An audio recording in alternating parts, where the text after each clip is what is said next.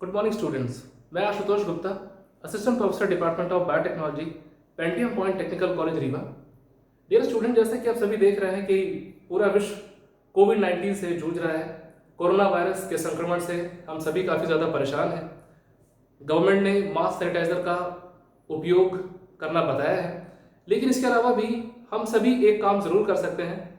At least हम अपने खाने पीने में ऐसे फूड को हम शामिल करें जो हमारी इम्यूनिटी को बढ़ाए, जो हमारे इम्यून सिस्टम को स्ट्रांग करे, क्योंकि ये इम्यून सिस्टम हमारा एक ऐसा डिफेंस सिस्टम है जो हमें सिर्फ कोरोना ही नहीं, कई अन्य सूक्ष्म जीव, कई अन्य माइक्रो ऑर्गेनिज्म से हमें सुरक्षा देता है।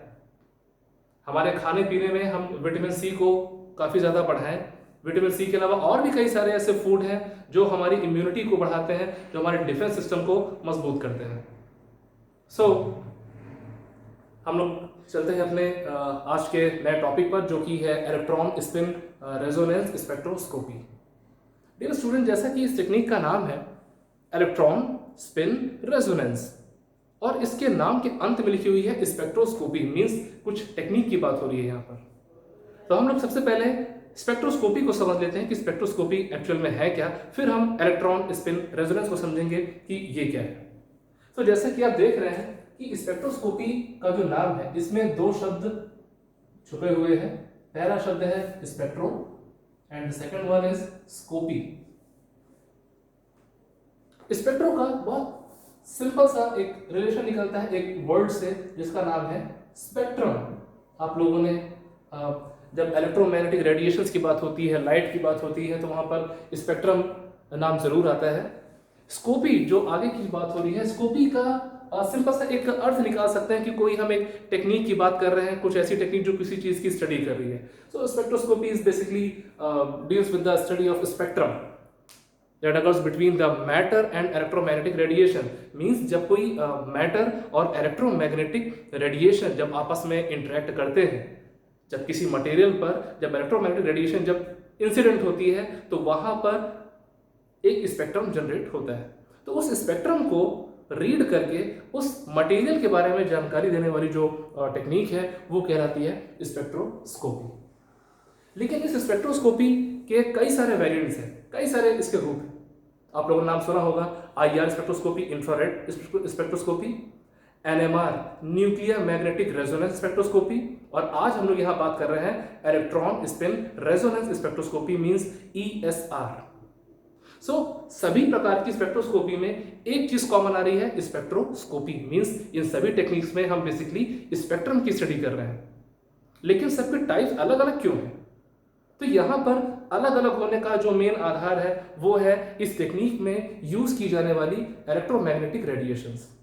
हम किसी में इंफ्रारेड को यूज कर रहे हैं, तो किसी में हम रेडियो वेव्स को यूज कर रहे हैं। इस टेक्निक में मींस ESR में हम माइक्रोवेव्स को यूज कर रहे हैं।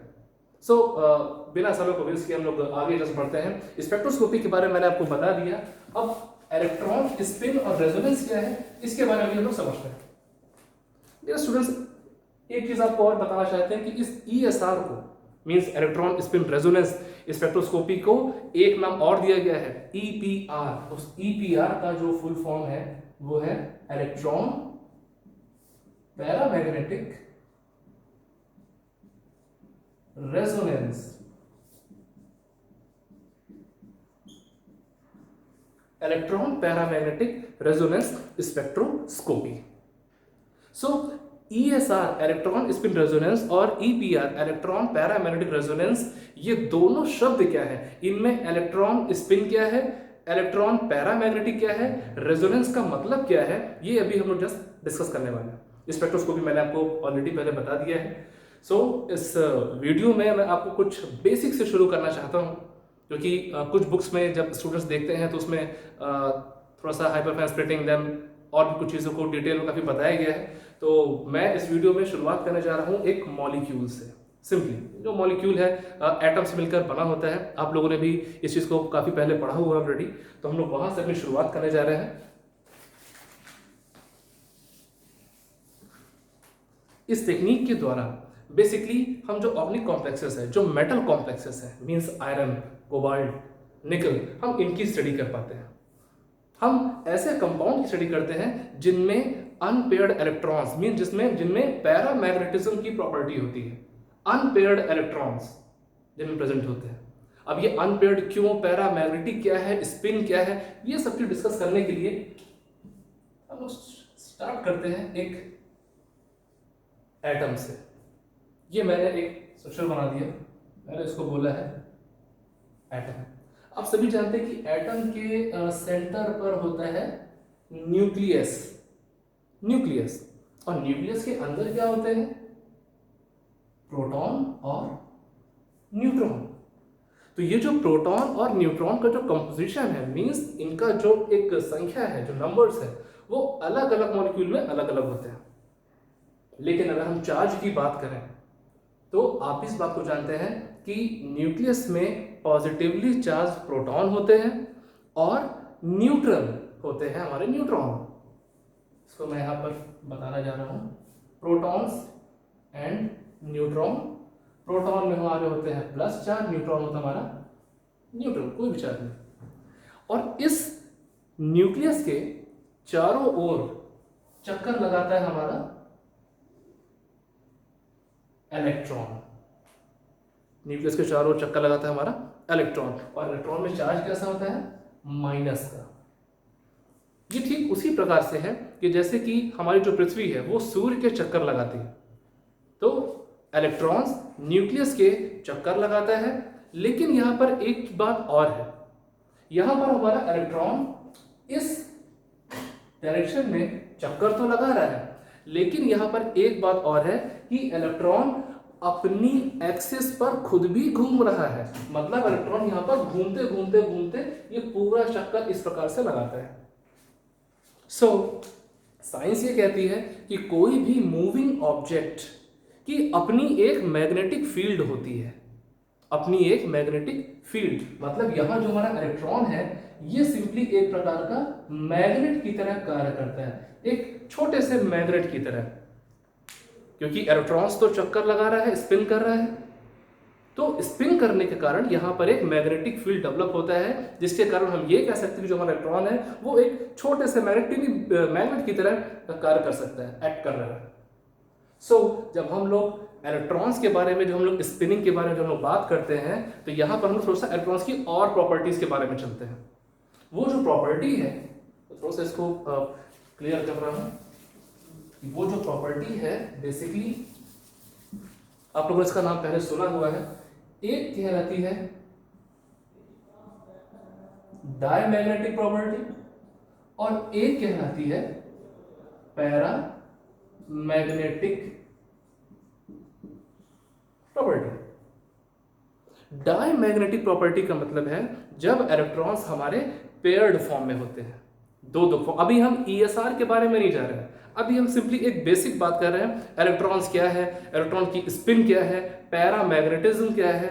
देन हम लोग बात करेंगे ESR, क्योंकि इस टेक्निक को समझने के लिए हमें इन एक एक शब्द का मतलब समझना बेहद जरूरी है। डायमैग्नेटिक का मतलब है कि ये बेसिकली हम लोग बोलते हैं जहां पर पेयर्ड इलेक्ट्रॉन्स प्रेजेंट हो। एक इलेक्ट्रॉन ये है हमारा, दूसरा इलेक्ट्रॉन मैंने ये बना दिया। अब इस इलेक्ट्रॉन की भी स्पिनिंग होगी, जैसे कि मैंने आपको बताया था कि इलेक्ट्रॉन अपनी एक्सिस पर भी घूमता है। तो यहां पर जो रोटेशन है, जो स्पिनिंग है, वो दो तरीके से हो सकती है, या तो क्लॉकवाइज घड़ी की दिशा में, या फिर एंटी क्लॉकवाइज घड़ी की विपरीत दिशा में। अब जब ये हमारा इलेक्ट्रॉन एक घूम रहा है क्लॉकवाइज, दूसरा घूम रहा है एंटी क्लॉकवाइज, तो मैंने आपको पहले ही ये बात बताया है कि कोई भी मूविंग ऑब्जेक्ट की अपनी एक मैग्नेटिक फील्ड होती है, वो अपना एक मैग्नेटिक फील्ड खुद जनरेट करता है मूविंग, स्पिनिंग होने के कारण। यहां पर इस इलेक्ट्रॉन का अपना एक डायरेक्शन में स्पिनिंग होगा। मान लेते हैं कि अगर ये क्लॉकवाइज घूम रहा है, तो ये दूसरा वाला ये घूमेगा एंटी क्लॉकवाइज।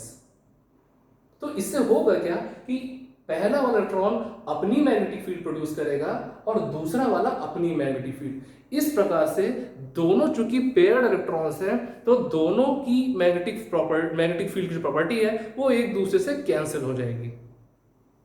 तो इसी स्पिन से रिलेटेड यहां पर हमें एक प्रॉपर्टी पढ़ने को मिलती है जिसको हम लोग कहते हैं spin quantum number. Spin quantum number ये आप लोगों ने 10th 11th या 12th की क्लास में ये सब पढ़ा होगा ऑलरेडी स्पिन क्वांटम नंबर के बारे में।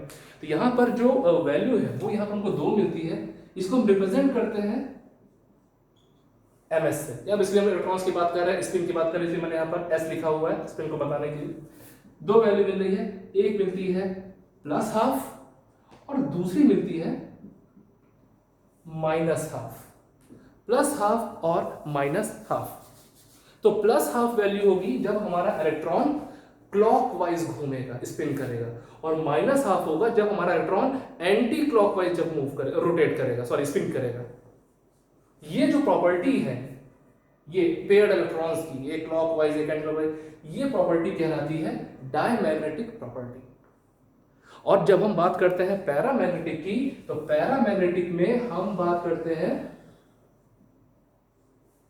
अनपेयर्ड इलेक्ट्रॉन्स की, जहां पर इलेक्ट्रॉन्स पेयर्ड में नहीं होते, यहां पर अनपेयर्ड इलेक्ट्रॉन्स प्रेजेंट है।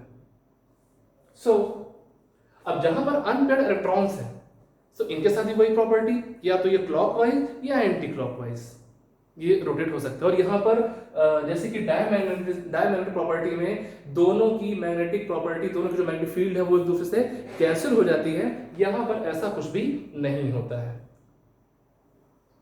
तो अब इतने में हम लोग बात करते हैं अपने टॉपिक, जो हमारा टॉपिक है इलेक्ट्रॉन स्पिन रेजोनेंस की।